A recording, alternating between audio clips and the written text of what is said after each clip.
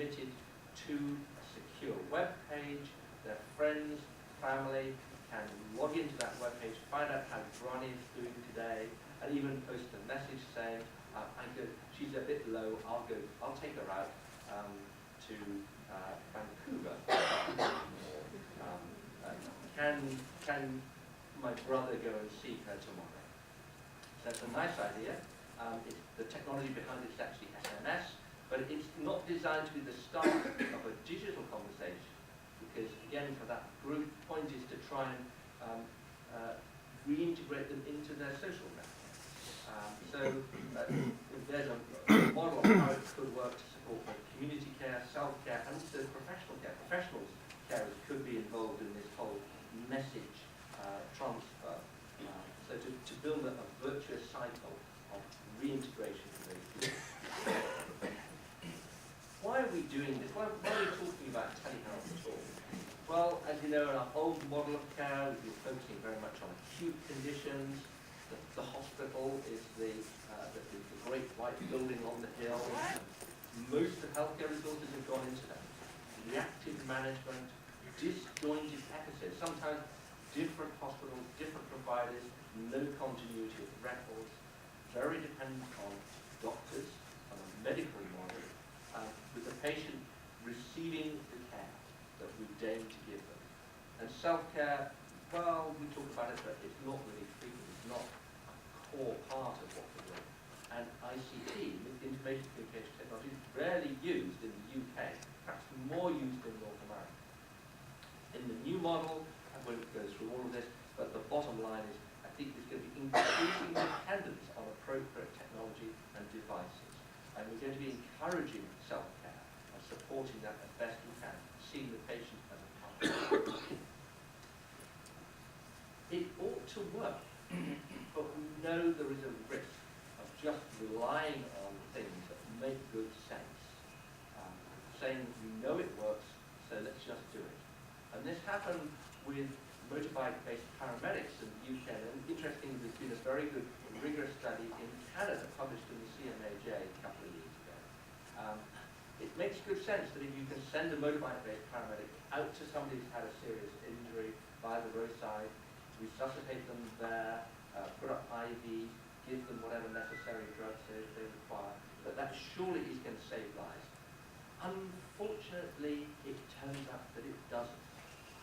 And it was only when they did this rigorous study that that was demonstrated.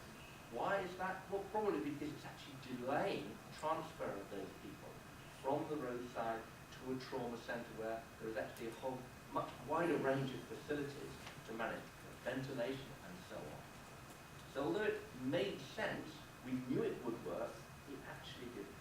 And this, I think, is why we always need, before we roll out some of these powerful technologies with potential side effects and even adverse effects, we need to do a trial. And Joseph, you, my postdoc, and myself have just published something in JAMIA around the need for randomized trials in health informatics, and I think addressing about 10 or a dozen common objections to trials. So if you need any more detail, and Joe is great on detail, I think we have something like 65 references. It's all there.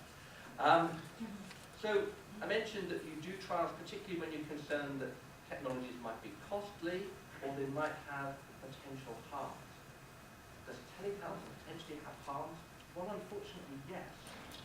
It could be distracting busy clinicians with false positives. You've got a device at home sending signals, and occasionally there's an alert signal that goes to a clinician. Well, if it's a false alert, then that may be taking them away from more effective tasks. And equally, if it doesn't alert, it may be falsely reassuring the patient and their carers. They're not going to call their doctor, they're not going to go to the emergency room, because after all, the device hasn't said that there's anything wrong. There's also a risk of the cyber divide. We hear a lot about this. Perhaps there's less of a risk now that people are using mobile phones, digital TVs. We're not talking about a model in which people have to purchase a personal computer and subscribe to a very overpriced broadband network. But there is a risk of uptake by more educated people. Middle class, educated people may benefit more from it, and that could worsen health inequalities. That's something we don't have to do. And some people may find the technologies, the devices, the very idea of being monitored in their own homes as being rather intrusive or just mechanistic, that they actually rather prefer to have the district nurse visiting every week or even twice a week, because that's something which really gives them a feeling of belonging. We talked earlier about the buddy radio idea. And of course there's even a risk, and this I suppose is one for the policymakers, that once we start to monitor people's long-term conditions at home at scale, we may expose problems that actually health systems simply can't manage. And that would be what do we do then when we discover that actually people are having, I don't know, paroxysmal tachycardias at home that we just didn't know about. So yes, there are indeed some potential risks or harms associated with telehealth. So can we do randomized trials in this area? Well, this isn't directly telehealth, this was telemedicine, the trial that a PhD student of mine in Amsterdam did. This was telemedicine based in the general practice, in which the GP took a photograph, filled out a form, apologies it's in Dutch there, it's not your eyesight, and then that was transmitted to a dermatologist, and the aim was to try and prevent inappropriate or unnecessary referrals to the dermatology department. And it turned out that it took the dermatologist only 3 or 4 minutes to process these data and respond on a secure web form back to the GP. And as a result, about a third of dermatology clinic visits could have been prevented. I say could have been because, of course, the dermatologist actually did see all of the patients face to face for safety, because we weren't sure that this was really going to work. So, for the trial purposes, we arranged that all the patients saw a dermatologist. Here's an example, though, of an earlier phase study, a pilot study of an instant messaging solution that we were involved in testing a few years ago for NHS Direct, a telephone triage service. And again, it made a great idea that for some people, they might be shy, they might have difficulty speaking, had a stroke, they might be working in an open plan office. They don't want to pick up the phone and speak in front of their colleagues about some embarrassing problem. So surely an instant messaging, MSN Messenger type interchange would be a great way of communicating with a remote triage nurse. You can see there, we actually tried this out again in a safe environment in a general practice surgery. People who were waiting to see their GP. And we looked at a number of things, about 30 patients. It turned out, unfortunately, that solution was far too slow. The median duration of consultation was 32 minutes compared to 8 minutes with the telephone triage. There was also a very high false positive rate. What was happening is that the remote nurses were not building up a rapport with the patients.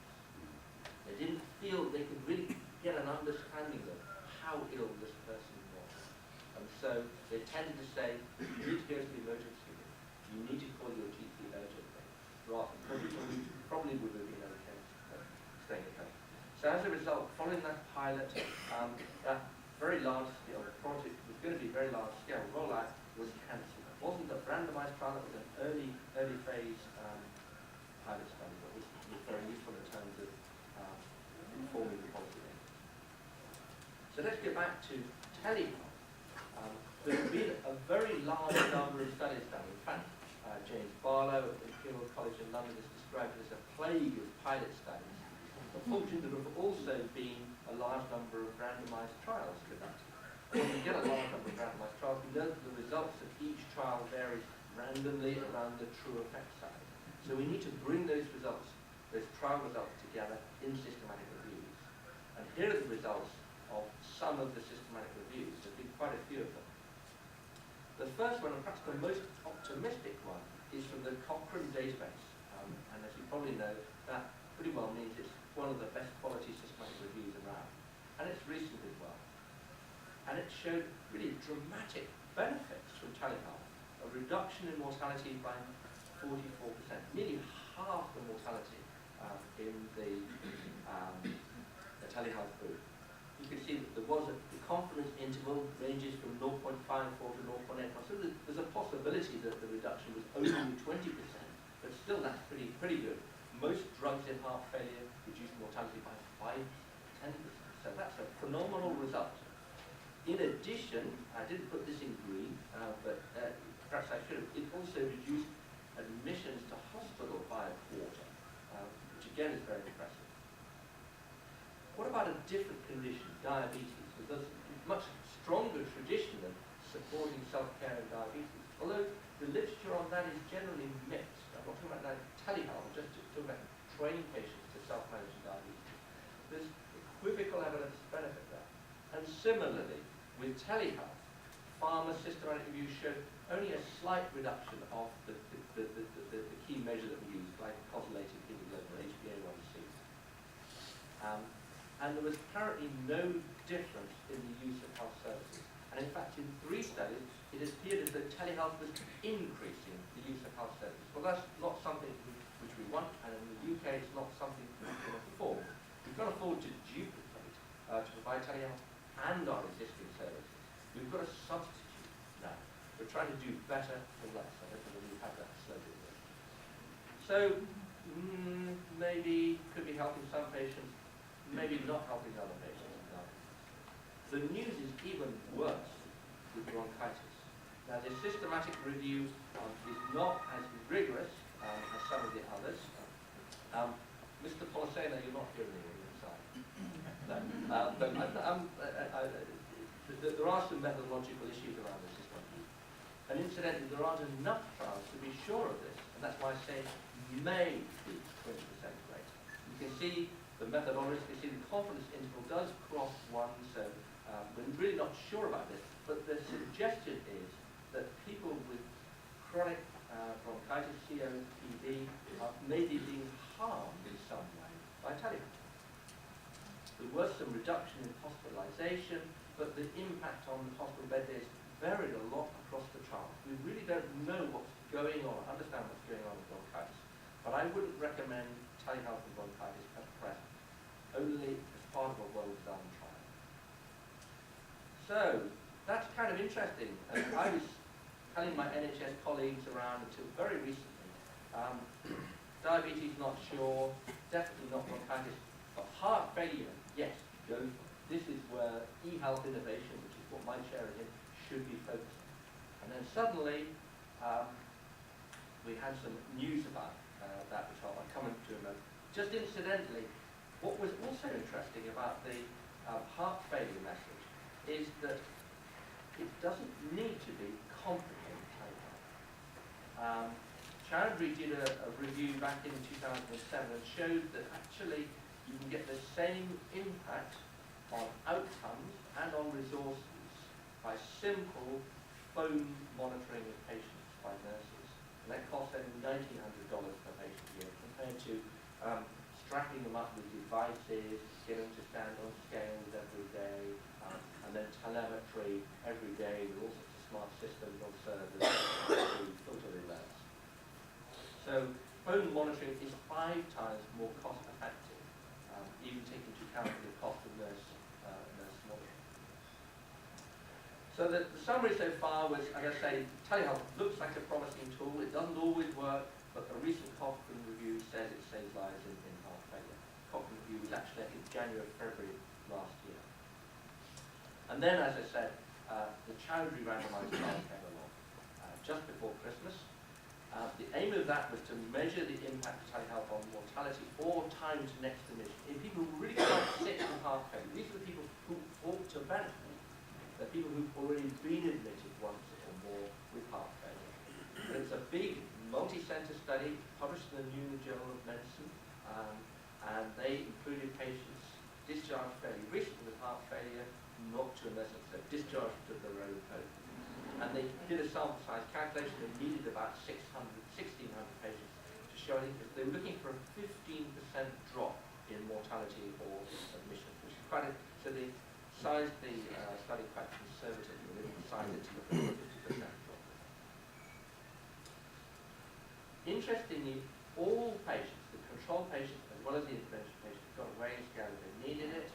and Heart Failure Society printed materials, and their doctors will instruct and manage them according to the national, that's the US